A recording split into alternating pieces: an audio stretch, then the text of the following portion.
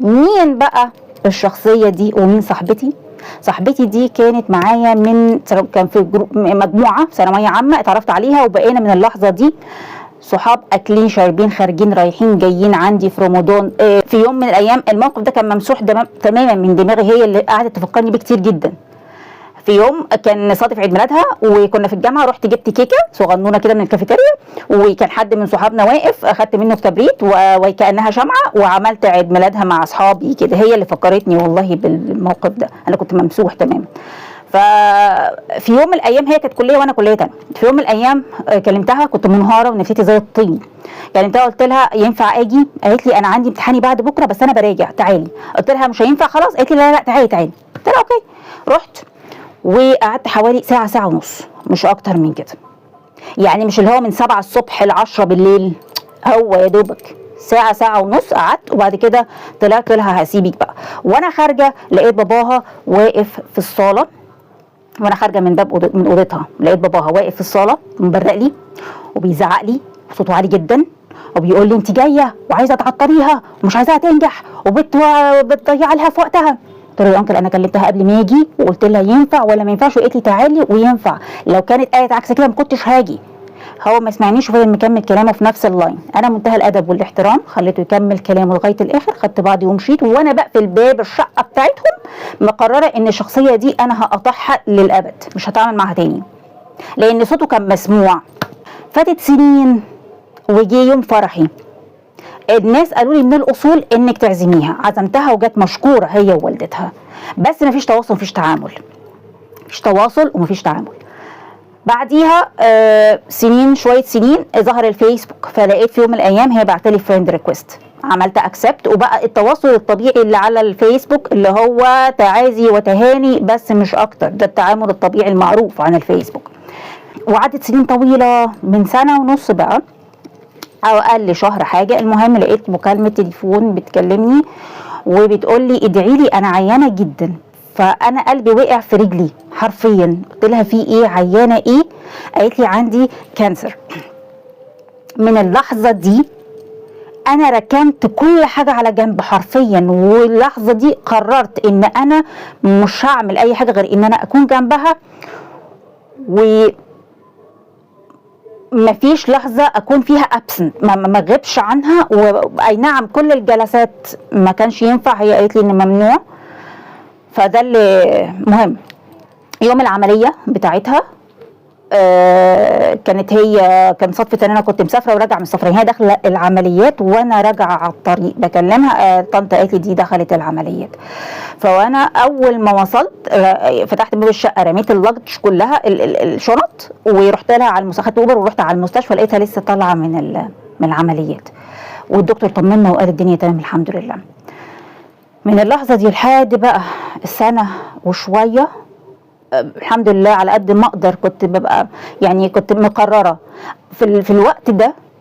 طول الفتره دي والدتي يعني كانت شايفاني انا لا باكل ولا بشرب ونفسيتي في الارض، بس كان الجانب ده من حالتي النفسيه انا ما كنتش عايزاها تشوفه نهائي خالص.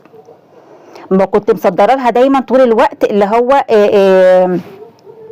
اني بضحك وعايزه امودها طول الوقت انه حلو، اللي هو عايزه يبقى فيه دعم طول الوقت، وان نفسيتها ده كان هدفي، ان نفسيتها تبقى وروحها المعنويه مرفوعه، ده كان هدفي.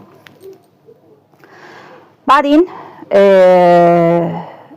لحد العيد الصغير اللي فات ده الحمد لله اطمنا ان فتره العلاج عدت الحمد لله على خير وخلصت وتمام. من العيد ده عدى شهرين وحصل الموقف اللي انا بحكي لكم عليه في الاول ده. طيب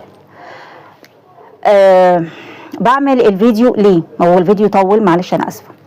بعمل الفيديو ليه؟ لعده اسباب. اول حاجه لان انا ما اعرفش ايه اللي بيتقال عليا في ظهري لحد اللحظه دي، وما اعرفش صورتي بتتشوه ازاي وباي طريقه قدام الناس لحد اللحظه دي برضه.